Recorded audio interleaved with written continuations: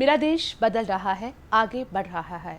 दर्शकों, केवल हार, जुल्मों, अत्याचार का इतिहास ही नहीं है हमारे देश का इतिहास, बल्कि हमारा देश भारत ही दुनिया का पहला ऐसा देश है जिसने सत्य, अहिंसा, सद्भावना और सुशासन का संदेश दुनिया को दिया। विश्व का सबसे बड़ा लोकतांत्रिक देश हमारा भारत। भारत ही एक ऐसा देश है जिसने राम राज्य की कल्पना हजारों साल पहले की थी और इस राम राज्य को ही जमीनी धरातल पर उतारा गया है। नाम है सुशासन। वर्तमान सरकार के नए आयाम, इस विषय पर आज हम बातचीत करने जा रहे हैं और इसके लिए हमारे साथ स्टूडियो में मौजूद हैं वरिष्ठ पत्रकार रहे और वर्तमान में राज्य सूचना आयुक्त श्री भूपेंद्र दरमानी जी। आपका स्वागत है। तो जैसा कि हमने अभी जिक्र किया कि सुशासन, आपके हिसाब से सुशासन के आज के संदर्भ में क्या मायने हैं? देखिए, मुझे ये लगता है कि जो सुशासन की जब आप बात करते हैं तो उसमें सबसे बड़ी बात आती है, सुशासन में ही, इस शब्द के अंदर ही बहुत कुछ जुड़ा हुआ है। जब हमने आज़ादी की लड़ाई लड़ी तो हम कहते थे स्वराज। स्वराज जो शब्द है, अगर आप इसको समझने की कोशिश करेंगे तो इसका मतलब है सेल्फ रूल। अब सेल्फ रूल से हम सुराज यानी कि गुड गवर्नेंस की तरफ जा रहे हैं। अगर सुराज का रियल कॉन्सेप्ट हो तो सेल्फ रूल अपने आप में ही गुड गवर्नेंस का प्रतीक है। और मुझे लगता है कि वर्तमान सरकार जो है, जैसे आपने जिक्र ही किया, प्रयास कर रही है कि किस तरह लोगों को सेल्फ रूल का महत्व समझाया जाए, जिससे कि it will lead to good governance. बिल्कुल बिल्कुल सही कहा आपने कि गुड गवर्नेंस यानी अच्छी सरकार बनने की दिशा में अगर हम बात करें तो पारदर्शिता जो है वो बहुत मायने रखती है और सुशासन की कल्पना पारदर्शिता के बिना बहुत अधूरी रहेगी। वर्तमान सरकार के द्वारा ऐसे कौन से प्रयास किए गए हैं कि जिनसे पारदर्शिता को बढ़ाया जा सके? देखिए, मुझे लगता है कि अभी देश को आज़ाद हुए 70 वर्ष हो गए हैं। अगर कोई क्रांतिकारी 70 वर्ष में 4 परिवर्तन आर्थिक जगत के अंदर हम नोट करते हैं तो उनमें से 2 महत्वपूर्ण डिसीजन तो वर्तमान सरकार ने ही लिए हैं, जिसका अभी कार्यकाल सिर्फ तीन वर्ष ही हुआ है। जैसे नोटबंदी, जिसको हम डिमोनेटाइजेशन कहते हैं, और डिमोनेटाइजेशन के अतिरिक्त जो हाल ही में ये निर्णय लिया जीएसटी का, ये क्रांतिकारी परिवर्तन है। जो नोटबंदी का निर्णय है, ये कोई आसान निर्णय नहीं है किसी भी सरकार के लिए। आपने देखा होगा कि अभी हाल ही में हमारी सरकार के निर्णय को देखते हुए यूरोप में भी एक देश ने प्रयास किया, 24 घंटे में ही वो अपना निर्णय वापस लेना पड़ा। इसी तरह से जो ये एक निर्णय लिया सरकार ने, उससे लगता है, अभी आएगा उसका आंकड़े अभी आने वाले हैं, और अभी जैसे प्रधानमंत्री ने जब जीएसटी का जिस दिन किया, उसके अगले दिन उन्होंने चार्टर्ड अकाउंटेंट्स को जब एड्रेस किया तो उन्होंने जो फिगर दिए हैं वो अपने आप में चौंकाने वाले हैं कि किस तरह नोटबंदी के दौरान ही लाखों कंपनियों को बंद करना पड़ा, किस तरह वो स्कैनर में आई। ये सब चीज़ें जो हैं वो नोटबंदी का ही परिणाम है। अब जीएसटी जो है, ये अपने आप में एक ऐसा क्रांतिकारी कदम है कि जो हम कह रहे थे अलग अलग राज्य, हर राज्य अपनी अपनी छोटी छोटी उसमें टैक्स कलेक्शन में लगा रहता था, उसमें इतनी कॉम्प्लिकेशंस थी, उसको सिंप्लीफाई किया गया है। और सिंप्लीफाई नहीं किया गया, लोगों को ईमानदारी से जीवन जीने, टैक्स पे करने, समाज के प्रति अपनी जिम्मेवारी को का निर्वहन करने के लिए जो एक बोध करवाने का प्रयास ये सरकार कर रही है, ये मुझे लगता है कि आने वाले समय में बहुत क्रांतिकारी कदम के रूप में इसको देखा। बिल्कुल बिल्कुल सही कहा आपने। ये क्रांतिकारी बदलाव तो साबित होगा, लेकिन अगर वर्तमान परिप्रेक्ष्य में बात करें तो जीएसटी यानी वस्तु और सेवा कर को लेकर लोगों के मन में बहुत गलतफहमियां हैं, भ्रम की स्थिति है क्या ये वस्तु और सेवा कर? देखिए, मुझे लगता है कि आपने ठीक कहा कि जीएसटी को लेकर बहुत भ्रांति है, इसीलिए सरकार ने इसको कहा है कि ये वैसे गुड्स एंड सर्विसेज टैक्स का वैसे तो आप नॉर्मली नाम दिया जाता है, लेकिन जिस प्रकार इसको एक आंकड़े के रूप में अगर समझाने का प्रयास करूं तो पहले आप मैन्युफैक्चरिंग से जो चीज़ शुरू होती थी वो आम आदमी तक पहुंचते पहुंचते जितनी प्रक्रिया से गुजरती थी उन सब प्रक्रियाओं पर टैक्स लगता था, और अल्टीमेटली जो कॉस्ट थी, एंड कॉस्ट, वो इतनी बढ़ जाती थी कि उसकी कैलकुलेशन, उसमें रिबेट, उतना कॉम्प्लिकेटेड इशू था कि आपने पहले टैक्स दिया, वैट दिया, उसकी रिबेट ले रहे हैं। लेकिन इसमें क्या होगा कि मान लीजिए आप कपड़े की अगर अपन बात करें तो कपड़े को जो यार्न है, यार्न से जो मैन्युफैक्चरर के पास जाता है उसने एक टैक्स दिया 10%। 100 रुपये का उसने यार्न खरीदा, मैं एग्जांपल कोट कर रहा हूँ, और 100 रुपये के यार्न के ऊपर उसने 10% टैक्स दिया, 10 रुपये फॉर एग्जांपल। और उसके बाद वो शर्ट के रूप में रॉ मटेरियल बना, होलसेलर के पास गया, उसने होलसेलर ने उसके ऊपर अपना टैग लगाने की किया, या जो भी उसकी ब्रांडिंग करने के लिए उसने पैकिंग की, और ये सब जो किया उसमें वैल्यू ऐड की उसके अंदर उसने, क्योंकि आपको मालूम है कि होलसेलर्स जो हैं उसको एक प्रेजेंटेबल बनाने के लिए एक प्रक्रिया से गुजरते हैं। तो जो 10% उसने टैक्स दिया है, अब उसकी जो कॉस्ट मान लीजिए 40 रुपये उसने और बढ़ा दी, 140 रुपये हुआ, तो वो 10% पहले ही दिया हुआ है उसने, और 140 पे 10% 14 रुपये बनेगा। लेकिन वो 14 रुपये नहीं पे करेगा, वो सिर्फ 4 रुपये पे करेगा। 10 रुपये उसको ऑलरेडी क्रेडिट हो जाएगा जो ऑलरेडी यार्न वाले ने पे किया है। Similarly now it will be A third stage, retailer जो एंड कंज्यूमर है। रिटेलर के पास जब वो जाएगी तो उसकी कॉस्ट 140 प्लस 10 यानी कि 14 रुपये, 154 रुपये, अगर हम इसमें प्रॉफिट ना जोड़ें तो 154 रुपये के रूप में उसके पास जाएगी। वो फर्दर उसके ऊपर अगर अपनी वैल्यू ऐड करता है तो आप सोचिए कि 154 रुपये पे 10% यानी कि 15 रुपये 40 पैसे उसके ऊपर टैक्स लगेगा, जबकि एक्चुअल टैक्स 14 रुपये पहले ही पे किया जा चुका है, तो 1 रुपया 40 पैसे टैक्स लगेगा। इस तरह से जो पहले जो चीज़ 200 से ऊपर अगर आप इसको सारा कैलकुलेट करेंगे, टैक्सेस कैलकुलेट करेंगे, तो ये 200 से ऊपर जाके एंड कॉस्ट पड़ती थी कंज्यूमर को। लेकिन अब ये रिड्यूस होकर 170 रुपये हो जाएगी, 170 180 रुपये, वो जो अगर ठीक से हम कैलकुलेट उसको करेंगे तो ये जो पहले ऑलरेडी एक बार वंस पेड टैक्स है, that has not to be transfer to next level. This is the beauty of this tax structure, number 1। Number 2, सबसे बड़ी बात यह है कि जीएसटी ने पूरे देश को एक सूत्र में बांधा है। आप ये देखिए कि पूरा का पूरा देश एक है। पहले क्या हो रहा था कि आप हरियाणा से पंजाब में जा रहे हैं, टोल नाका लगा, वहाँ लाइनें लगी हुई हैं, कितना हम फ्यूल ख़राब करते हैं, कितनी वर्किंग मैन पावर, कितने ड्राइवर्स की आप सोचिए कि कई बार तो एक दिन लग जाता था उनको वहाँ से क्लियरेंस लेने के लिए, ऐसी भी लाइनें लगती रहती थी। अब there will be no check, कहीं पर भी कोई भी चेक हो सकता है वंस। और आप ट्रांसफ़र ऑफ गुड्स आपने गोडाउन में डाले हुए हैं, जब गोडाउन में आप डालते हैं उसका अलग से आप पे करते हैं, वो भी एक अल्टीमेटली कॉस्ट पे जाता है। अब देयर इज़ नो नीड, मतलब ये जो लेवल्स हैं सब के सब गवर्नमेंट ने ख़त्म किए हैं। एक टैक्स का मतलब ही ये है कि आपको ये जो एक तो ट्रांसफ़र ऑफ टैक्स है, उसके ऊपर टैक्स के ऊपर टैक्स है, ये सब खत्म हो जाएगी। कॉम्प्लिकेशंस जो हैं वो ख़त्म हुई हैं। मोर देन, अगर मैं ये कहूँ कि 4 डजन टैक्सेस जो हैं एक में बंध जाएं, तो इससे अच्छी चीज़ और क्या हो सकती है।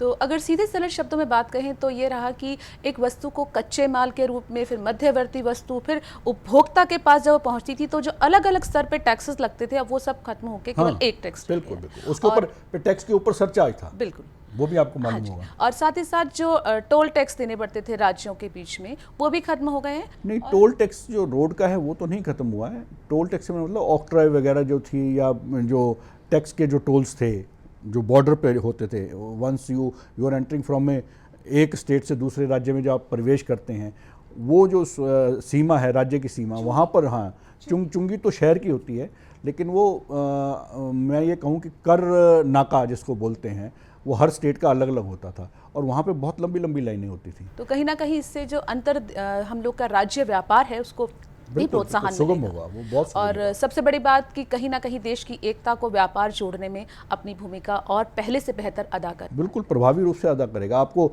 मैं क्योंकि पिछले दिनों यूरोप गया था, अब देखिए वहाँ पर यूरोप में, पूरे यूरोप के अंदर अगर हम देखें कितने देश हैं, प्रदेश नहीं देश हैं, और बहुत छोटे छोटे देश हैं।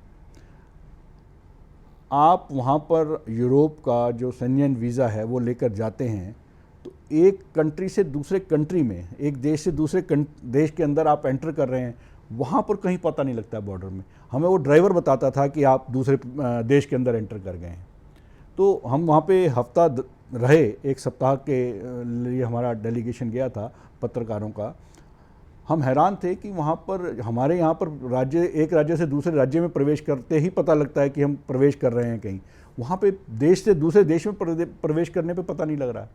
तो ये जो एक मैं कहता हूँ यूनिटी फैक्टर है, एकता की जो भावना है, वो इससे मुझे लगता है कहीं ना कहीं सामने नज़र आएगी कि हाँ पूरा देश हमारा एक है, कहीं कोई सीमाएं नहीं है, कोई बॉर्डर नहीं है। आपके हमारा देश की ब्यूटी ही है कि इतने सारे प्रांत होते हुए भी, इतनी सारी बोलियां होते हुए भी, इतने सारे मतलब अलग अलग रंग हैं हमारे देश के। दक्षिण में अलग तरह का एक पहनावा है, एक तरह के अलग तरह का मौसम है, उत्तर में अलग तरह का। यही पूरे विश्व के अंदर एक ऐसा देश है जहाँ पर 12 महीने हर प्रकार का मौसम आपको उपलब्ध होगा। अगर आप सर्दी में गर्मी का आनंद लेना चाहते हैं, उपलब्ध है। अगर आप गर्मी में सर्दी का आनंद लेना चाहते हैं, यहाँ उपलब्ध है। लेकिन ये और देश में किसी में भी उपलब्ध नहीं है। जो हमारे देश में विविधता में एकता की खूबसूरती है, ये जीएसटी कहीं ना कहीं उसको आगे बढ़ाने जा रहा है।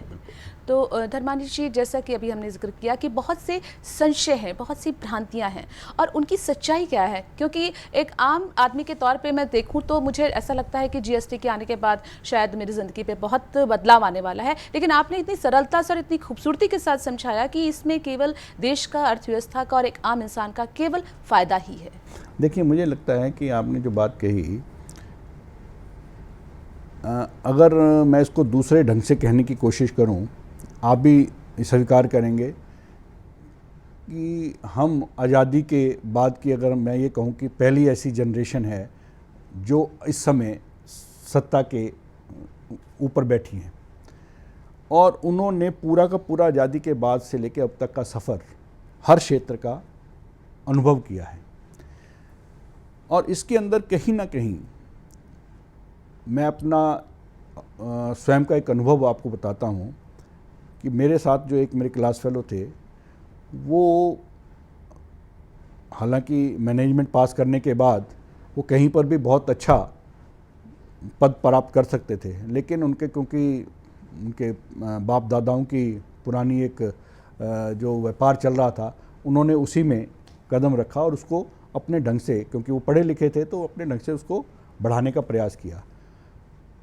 लेकिन उसके बाद एक किसी प्रोजेक्ट में मैन्युफैक्चरिंग यूनिट उन्होंने लगाना था, और मैन्युफैक्चरिंग यूनिट लगाने के लिए उनको लोन की आवश्यकता थी।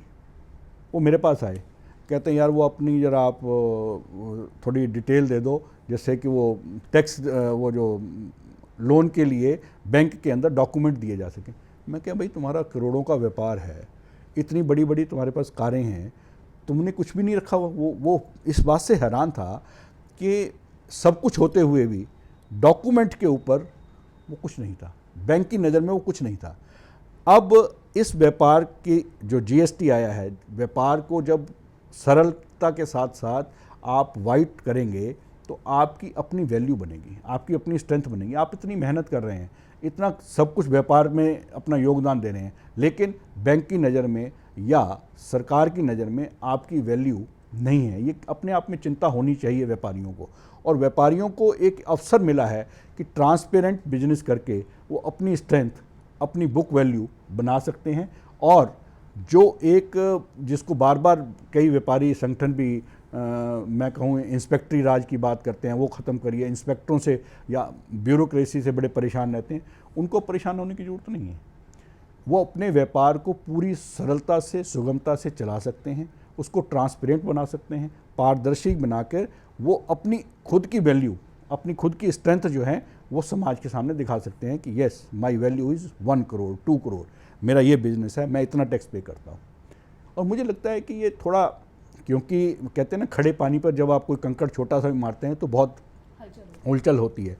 तो अब इतने वर्षों से, कई पीढ़ियों से ये किसी ना किसी सरकार ने, मैं ये कहूँ कि चलता आ रहा है कि कर चोरी या अपने व्यापार को छुपाना, 2 नंबर का व्यापार, 2 नंबर की बही, वो एक प्रथा, उसको हमने रूटीन में अडॉप्ट कर लिया है कि ये 2 नंबर की बही है, ये 1 नंबर की बही है। अब वो 2 नंबर और 1 नंबर का धंधा खत्म होगा।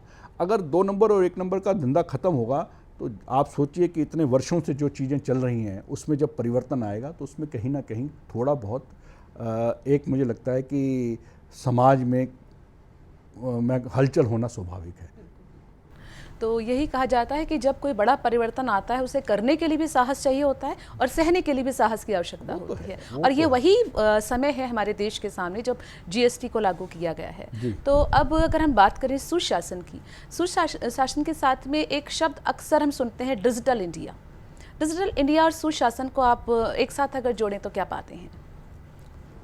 देखिए, मुझे लगता है कि डिजिटल इंडिया जो है वो अपने आप में सुशासन के लिए बहुत एक अहम कड़ी कहूँ या एक अहम साधन के रूप में एक प्रक्रिया जो हमें मिली है, जो डिजिटलाइजेशन से जितनी ट्रांसपेरेंसी इंश्योर हो सकती है, शायद वो बिना डिजिटलाइजेशन के बड़ा मुश्किल होता।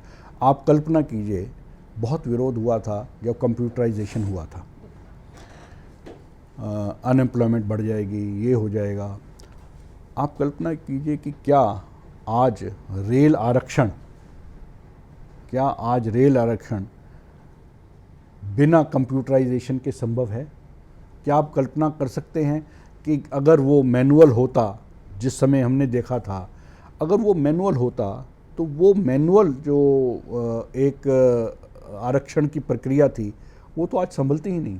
कितनी रेलगाड़ियाँ चली हैं, कितने ज़्यादा, मुझे लगता है लगभग हर रेलगाड़ी जो है वो आरक्षण उसमें उपलब्ध है। और आप किसी भी स्टेशन से दूसरे स्टेशन के लिए एक ही स्थान से रिजर्वेशन करवा सकते हैं। आप कल्पना कीजिए कि इसको कंप्यूटराइजेशन ने या डिजिटलाइजेशन ने कितना सुगम बनाया है।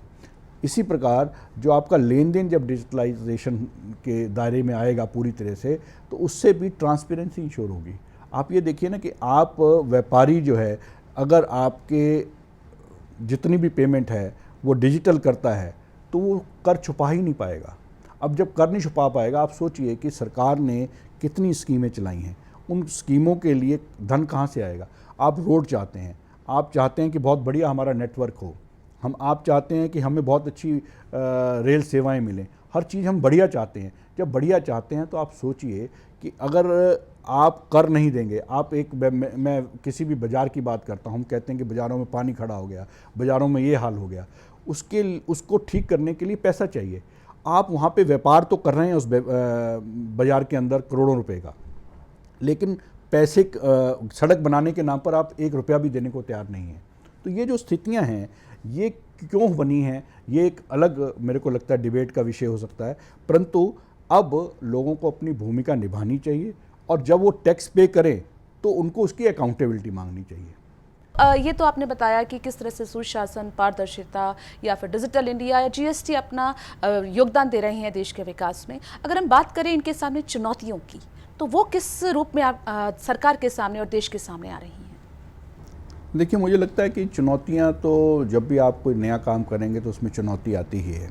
अगर मुझे मालूम नहीं कि आप को ध्यान है, याद है या नहीं, पर मैं अगर अपने जीवन का अनुभव की बात करूं तो हमने पत्रकारिता जब शुरू की थी उस समय हम डिस्पैच जो है बनाकर बस ड्राइवरों को देते थे, और वो लोग जो हैं हम उनसे निवेदन करते थे कि भाई अगर कोई ट्रिब्यून का है तो ट्रिब्यून चौक पर डाल देना, पंजाब केसरी का है तो पंजाब केसरी डाल देना, दिल्ली का है तो दिल्ली डाल देना। इस प्रकार के वो बसों के भी हमें टाइम याद होते थे कि लास्ट बस कितने बजे जाने वाली है। आज के पत्रकार को अगर ये बात आप कहेंगे वो अचंभित होगा, वो समझेगा कि एक शायद मजाक कर रहे हैं, लेकिन ये हम लोगों ने सच्चाई देखी है। उसके बाद हमने टेलीप्रिंटर देखा, हमें अथॉरिटी मिली टेलीग्राम की, पर बहुत इम्पॉर्टेंट समाचार ही सिर्फ टेलीग्राम द्वारा भेजने के लिए हमें अनुमति मिली हुई थी। उसके बाद अगर हम देखें कि टेलीप्रिंटर के बाद फैक्स आया, फैक्स के बाद अब तो मुझे लगता है ग्लोबल विलेज बन गया है, 1 मिनट में सब कुछ लाइव होता है। तो ये जो एक परिवर्तन है, मुझे लगता है कि हमारी जनरेशन ने देखा है और उसके साथ धीरे धीरे अपने आप को सहजता से जोड़ा है। मोबाइल की अगर हम बात करें, मुझे याद है कि जब मोबाइल आया था तो इसमें इनकमिंग आउटगोइंग दोनों के बहुत हैवी चार्जेस होते थे, और मोबाइल यहाँ कैसे चलेगा, कौन लेगा मोबाइल, यहाँ तो इतना पैसा थोड़ी होता है। आपके मुझे लगता है संज्ञान में होगी ये बात, क्योंकि ये बहुत बड़ा पुराना एक नहीं है जो हमारे देश में परिवर्तन आया है। अब आज आप मोबाइल के बिना जीवन की कल्पना ही नहीं कर सकते हैं। तो इस तरह से जब वो समाज में परिवर्तन आता है तो थोड़ी समस्याएं आती हैं। मैं अगर ये कहूँ कि नेशनलाइजेशन, जो मैंने जैसे कहा ना, दो तो ये हैं, तीसरा अगर हम आर्थिक क्षेत्र में एक क्रांतिकारी कदम बताएं तो इंदिरा गांधी जी के समय में जो नेशनलाइजेशन, राष्ट्रीयकरण हुआ था बैंकों का, वो अपने आप में एक बहुत बड़ा कदम था। फिर चौथा जो अगर कहें तो नरसिम्हा राव जी के दौरान जो लिबरलाइजेशन की तरफ इकॉनमी को लेके गए थे, 2 हुए हैं। उसके बाद 2 तो 3 वर्षों में सरकार ने किए हैं, मोदी सरकार ने किए हैं। मुझे ये कहना है कि आप जब राष्ट्रीयकरण हुआ था कितना विवाद हुआ था उसको, जब लिबरलाइजेशन हुआ तब भी उतना ही उसकी आलोचना हुई थी। बाद में लोगों को लगा कि अगर वो नहीं होता तो शायद पता नहीं क्या, कल्पना कीजिए क्या होता। आज वही स्थिति है। व्यापारी आज महसूस करता होगा, जो छोटा व्यापारी है, उनको या तो उस बात की समझ नहीं है, वो उसके लिए अभी अनभिज्ञ है, उनको ऐसा लगता है कि शायद उनके लिए व्यापार करना कठिन हो जाएगा। लेकिन जब वो देखेंगे इसकी सुगमता, उनको लगेगा कि यहाँ उन्होंने 12-12 घंटे जो दुकान पर लगाए हैं, अपने शोरूम पर लगाए हैं, जो मेहनत की है, उसके द्वारा समाज के अंदर उनकी प्रतिष्ठा बढ़ रही है। उनका बैंक में अब आदर होने लगा है कि बैंक वाले देखने लगे हैं कि इसकी वैल्यू क्या है। तो वो अपने आप इसका अनुभव करेंगे कि ये जो कदम उठाया है सरकार ने, वो अपने आप में बहुत महत्वपूर्ण कदम है, जो उनके अपने हित में है, उनके आने वाली जनरेशन, उनके बच्चों के हित में है। बिल्कुल बिल्कुल। जब आर्थिक सुधारों की बात करते हैं तो बहुत संक्षिप्त में मैं मेक इन इंडिया की बात भी ज़रूर करना चाहूँगी। मेक इन इंडिया को आप आर्थिक विकास के साथ किस प्रकार जोड़ पाते हैं? देखिए, वो बिल्कुल एक अलग वैसे विषय है, पर फिर भी अगर आपने ये पूछा ही है, मुझे लगता है मेक इन इंडिया का कॉन्सेप्ट जो है वो अपने आप में एक बहुत महत्वपूर्ण कॉन्सेप्ट है। उसको देखते हुए अगर हम ये कहें कि जो देश के अंदर अभी तक हम इंपोर्ट कर रहे थे, बहुत सारी चीज़ें ऐसी हैं जिन चीज़ों को लेकर हमें जैसे कहते हैं ना, टेक्नोलॉजी ट्रांसफ़र के लिए प्रयास करना चाहिए था, वो नहीं हो पा रहा था। अब बहुत सारी चीज़ों को लेकर आप कीजिए, टेक्नोलॉजी इंपोर्ट कीजिए, उसकी परमिशन है। लेकिन यहाँ के जो युवा हैं, यहाँ के प्रतिभाशाली जो युवा हैं, उनकी प्रतिभा का उपयोग करते हुए मेक इन इंडिया कॉन्सेप्ट के तहत आप स्किल डेवलप कीजिए, और जो चीज़ें यहाँ पर बन सकती हैं, हम कौन सा ऐसा क्षेत्र है जिसमें लोगों को प्रतिभाएं नहीं दे रहे हैं, चाहे वो चिकित्सा का क्षेत्र हो, चाहे तकनीक का क्षेत्र हो, चाहे अंतरिक्ष का क्षेत्र हो, किसी भी क्षेत्र की आप बात करें, भारतीय विद्वानों ने अपनी अहम भूमिका अदा की है। इसरो ने तो वर्ल्ड रिकॉर्ड बनाया है, एक साथ इतने ज़्यादा सैटेलाइट छोड़कर, 100 से अधिक सैटेलाइट छोड़ना कोई आसान काम नहीं है। मुझे लगता है कि ये जो स्किल इंडिया की जैसे आप बात कर रहे हैं, मेक इन इंडिया की जो बात कर रहे हैं, ये दोनों जुड़े हुए हैं। और मेक इन इंडिया के अंदर अगर देश आगे बढ़ेगा तो ना केवल रोजगार जितने हैं उसकी उपलब्धता इस देश में होगी, बल्कि पूरे विश्व के अंदर जो व्यापार है, जिस प्रकार व्यापार में अब हमारे यहाँ पर जो भी बाहर का व्यापारी है यहाँ पर आकर बिजनेसमैन क्यों नहीं करना चाह रहा था, क्योंकि मल्टीपल टैक्सेस थे। उसको समझ ही नहीं आता था कि मैं यहाँ पर अगर मैन्युफैक्चरिंग यूनिट मैंने लगाना है, मैं हरियाणा में लगाऊं, पंजाब में या हिमाचल में। और वो जो एक उसको कन्फ्यूज़न था, उस कन्फ्यूज़न को दूर किया गया है। और इसी के तहत अब जब मेक इन इंडिया के तहत जब चीज़ें निकलेंगी, लोग यहाँ पर आकर्षित होंगे, तो पूरे विश्व के अंदर जिस प्रकार आज लोग कहते हैं कि चाइना जो है वो बहुत पूरे अर्थतंत्र को नियंत्रित किए हुए है, मुझे लगता है हमारा देश नियंत्रित करेगा। बिल्कुल सही कहा आपने कि कहीं ना कहीं गरीबी दूर करने के लिए, रोजगार को बढ़ाने के लिए और इन आर्थिक सुधारों की सफलता के लिए जो सरकार द्वारा प्रयास किए जा रहे हैं वो सराहनीय हैं।